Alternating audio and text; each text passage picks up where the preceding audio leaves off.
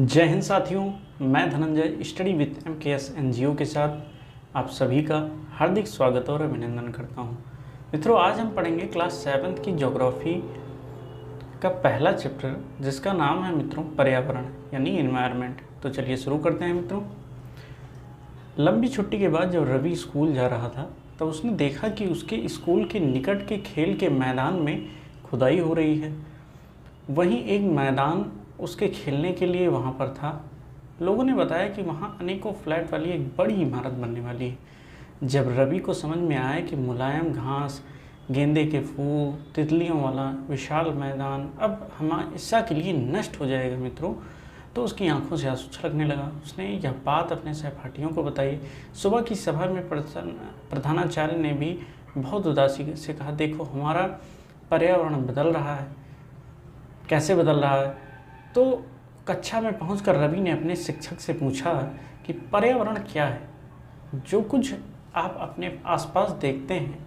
शिक्षक ने बताया कि यही पर्यावरण है मित्रों। रवि कहने लगा कि इसका अर्थ है स्कूल, भवन, मेज, कक्षा में रखी कुर्सियाँ, यहाँ तक कि खुला मैदान, सड़क, कूड़ा करकट। मेरे दोस्त, ये सभी हमारे पर्यावरण के अंग हैं। तो मित्रों, शिक्षक ने कहा, हाँ, लेकिन जरा रुको, कुछ वस्तुओं का निर्माण प्रकृति ने किया है, जैसे पर्वत हो गया, नदी हो गई, पेड़ हो गए, प्राणी हो गए, जबकि अन्य का निर्माण मानव ने किया है, जैसे सड़क, कार, कपड़े, किताब इत्यादि।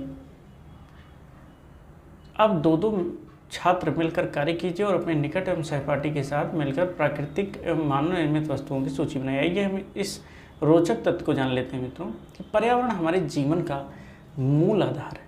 यह हमें सांस लेने के लिए हवा, पानी, जल, खाने के लिए भोजन, रहने के लिए भूमि प्रदान करता है। मानव इस प्राकृतिक पर्यावरण में कैसे परिवर्तन करता है?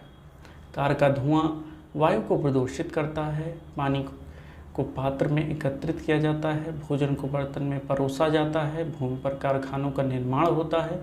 मानव कार, मिल, कारखानों एवं बर्तनों का निर्माण करता है। इस प्रकार से मानव प्राकृतिक पर्यावरण में परिवर्तन करता है मित्रों।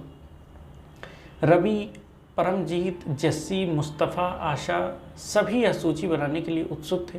इकबाल ने कहा, हमारा पर्यावरण क्यों बदल रहा है? शिक्षक ने उत्तर दिया कि ऐसा हमारी ज़रूरतों के कारण होता है। ये दिन प्रतिदिन बढ़ती रहती है। आइए आगे बढ़ते हैं मित्रों। ये आप देख रहे हैं पर्यावरण के जो घटक हैं, जैसे जो प्राकृतिक घटक हैं वो क्या हैं, जैसे जलमंडल, वायुमंडल, स्थल मंडल, सजीव मंडल। और मानव निर्मित जो पर्यावरण है वो हैं जैसे पुल हो गया, सड़क हो गए, उद्योग हो गए, स्मारक हो गए, पार्क हो गए, इमारतें हो गई। तो ये सारी चीज़ें जो हैं मित्रों, ये हमारी मानव निर्मित हैं। और फिर उसके बाद अब मानव जो है, इसमें एक कॉलम और दिया गया है। एक व्यक्ति हो गया, परिवार हो गए, समुदाय हो गया, इसके अंतर्गत पर्यावरण के धर्म हो गया, शिक्षा हो गई, आर्थिक राजनैतिक स्थिति।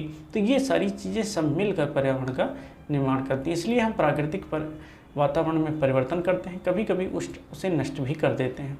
जीवीय और अजीवीय क्या है? तो जीवीय है मित्रों यानी सजीव प्राणियों का संसार, जैसे पादप एवं जंतु। और अजीवीय का मतलब निर्जीव पदार्थ का संसार, जैसे स्थल। ऊपर के वार्तालाप से आप समझ गए होंगे कि किसी भी जीवित प्राणी के चारों ओर पाए जाने वाले लोग, स्थान, वस्तुएं एवं प्रकृति को पर्यावरण कहते हैं मित्रों। यह प्राकृतिक एवं मानव निर्मित परिघटनाओं का मिश्रण है। प्राकृतिक पर्यावरण में पृथ्वी पर पाई जाने वाली जीवीय एवं अजीवीय दोनों परिस्थितियां सम्मिलित होती हैं मित्रों। आइए हम आगे बढ़ते हैं। जबकि मानवीय पर्यावरण में मानव द्वारा क्रियाएं एवं उसकी गतिविधियां एवं उसके द्वारा बनाई गई रचनाएं सम्मिलित हैं। पर्यावरण यानी इन्वायरमेंट, इसको इंग्लिश में एनवायरनमेंट कहते हैं। इसकी शब्द की जो उत्पत्ति हुई है मित्रों, ये फ्रेंच भाषा के एनवायरोनेर या एनवायरोनेर से हुई है, जिसका अर्थ है मित्रों पड़ोस। आइए हम अपने अगले टॉपिक पर चलते हैं मित्रों, जिसका नाम है प्राकृतिक पर्यावरण। भूमि, जल, वायु, पेड़ पौधे एवं जीव जंतु मिलकर प्राकृतिक पर्यावरण बनाते हैं। स्थल मंडल, जल मंडल, वायुमंडल, जैव मंडल से आप पहले ही परिचित होंगे। तो आइए अब हम इनके संबंध में कुछ और तथ्यों की जानकारी प्राप्त करते हैं मित्रों। पृथ्वी की ठोस परपट्टी या कठोर ऊपरी परत को स्थलमंडल कहते हैं। यह चट्टानों एवं खनिजों से बना है एवं मिट्टी की पतली परत से ढका होता है। यह पहाड़, पठार, मैदान, घाटी आदि जैसी विभिन्न स्थलाकृतियों वाला विषम धरातल होता है। ये स्थलाकृतियाँ महाद्वीपों के अलावा महासागरों की सतह पर पाई जाती है। मित्रों, स्थल मंडल जो है वह क्षेत्र है जो हमें वन, कृषि, मानव बस्तियों के लिए भूमि, पशुओं को चरने के लिए घास स्थल प्रदान करता है। यह खनिज संपदा का भी एक स्रोत है। आइए आगे बढ़ते हैं मित्रों। इसमें कुछ दिया गया है, अपने आसपास के स्थलों को देखिए और अपने पड़ोस में भूमि का उपयोग किस किस प्रकार हो रहा है उसकी एक सूची बनाइए। इसको आप देखिएगा मित्रों। हम आगे बढ़ते हैं। मित्रों देखिए, इसमें दिया गया है चित्र में जैवमंडल, वायुमंडल, जलमंडल और स्थलमंडल। तो जो वायु, जल और स्थलमंडल है, ये तीनों जहाँ पर मिलते हैं उस एरिया को जैवमंडल कहते हैं मित्रों। जैसे दिया गया है कि अपने घर में, स्कूल में आप जो पानी उपयोग करते हैं वो कहाँ से आता है।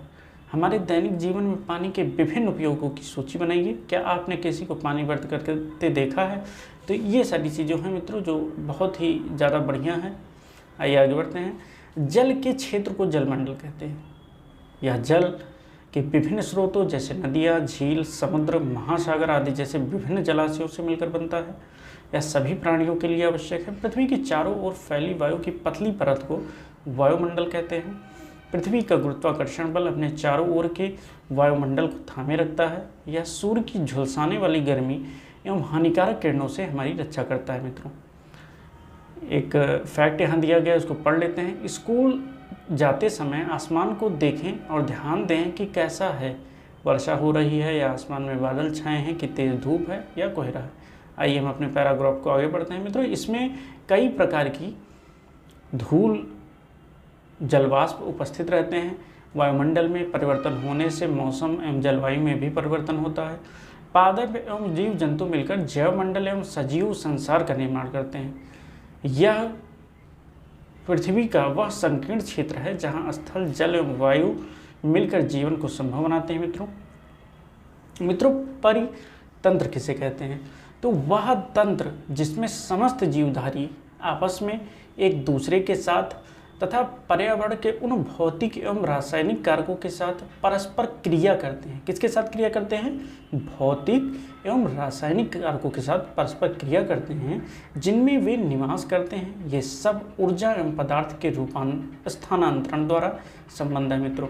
तो आइए हम आगे बढ़ते हैं। इसमें पैराग्राफ में अपने पादप एवं जीव जंतु मिलकर जैवमंडल का निर्माण करते हैं, सजीव संसार का निर्माण करते हैं।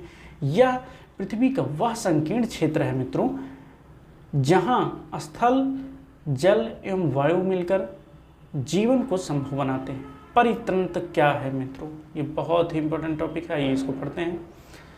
रवि की कक्षा में एक एनसीसी कैंप में जेसी ने अचानक कहा, कितनी मूसलाधार वर्षा हो रही है, इनमें मुझे अपना केरल याद आ रहा है। तुम सबको आकर देखना चाहिए कि कैसे हरे भरे खेत, नारियल के बागान, लगातार बारिश होती रहती है। तभी जैसलमेर के रहने वाले हीरा ने आश्चर्य से कहा कि हमारे यहाँ वर्षा होती ही नहीं है, हमें तो दूर दूर तक केवल कंकर और रेत ही नजर आते हैं, लेकिन वहाँ ऊँट भी तो मिलते हैं, रवि ने कहा।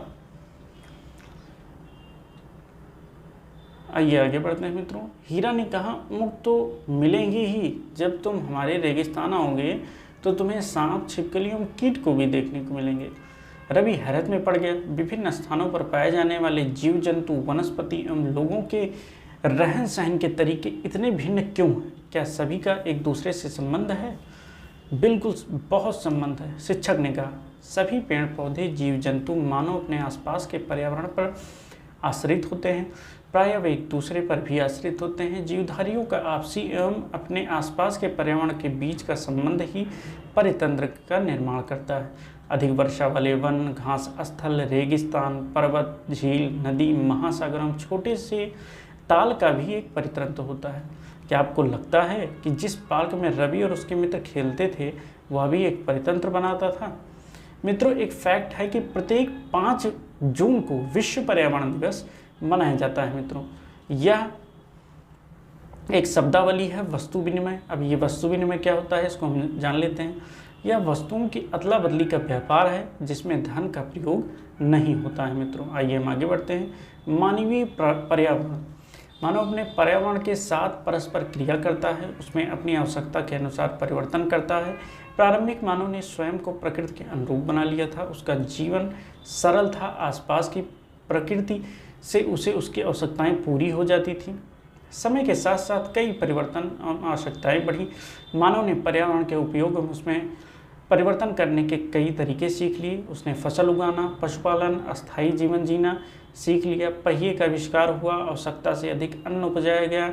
वस्तु विनिमय पद्धति का विकास हुआ, व्यापार आरंभ हुआ, वाणिज्य का विकास हुआ, औद्योगिक क्रांति से बड़े पैमाने का उत्पादन प्रारंभ हो गया।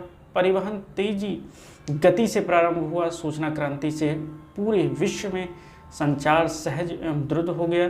क्या आप जानते हैं कि गर्मी में रसीले तरबूज, सर्दियों में भुनी हुई मूंगफलियां क्यों खाना पसंद करते हैं? प्रकृति एवं मानवीय पर्यावरण के बीच सही संतुलन होना आवश्यक है। मानव को पर्यावरण के साथ समरसता से रहने एवं उसका उपयोग सीखना चाहिए। मित्रों आइए हम आगे बढ़ते हैं। रवि की कक्षा में मिजोरम की एक लड़की नूरी थी।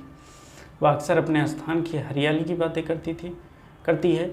खेल का मैदान नष्ट हो जाने के कारण रवि की उदासी देखकर नूरी ने उसे गर्मी की छुट्टी में अपने घर मिजोरम आने को कहा। रवि के शिक्षक ने सभी बच्चों से कहा कि छुट्टी में वे जिन स्थानों पर जाएंगे उसके भूदृश्य, घरों एवं लोगों के क्रियाकलाप का चित्र बना करके लाएं। मित्रों इसी के साथ हमारा ये चैप्टर यहीं पे समाप्त होता है। मित्रों तब तक के लिए हम आज विश्व पृथ्वी दिवस है, सभी से निवेदन है कि ज़्यादा से ज़्यादा पेड़ लगाएं मित्रों। और इसी के साथ हम मिलते हैं इस पर्यावरण चैप्टर के अभ्यास प्रश्न के साथ। तब तक के लिए जय हिंद, जय भारत, वंदे मातरम मित्रों। नमस्कार मित्रों।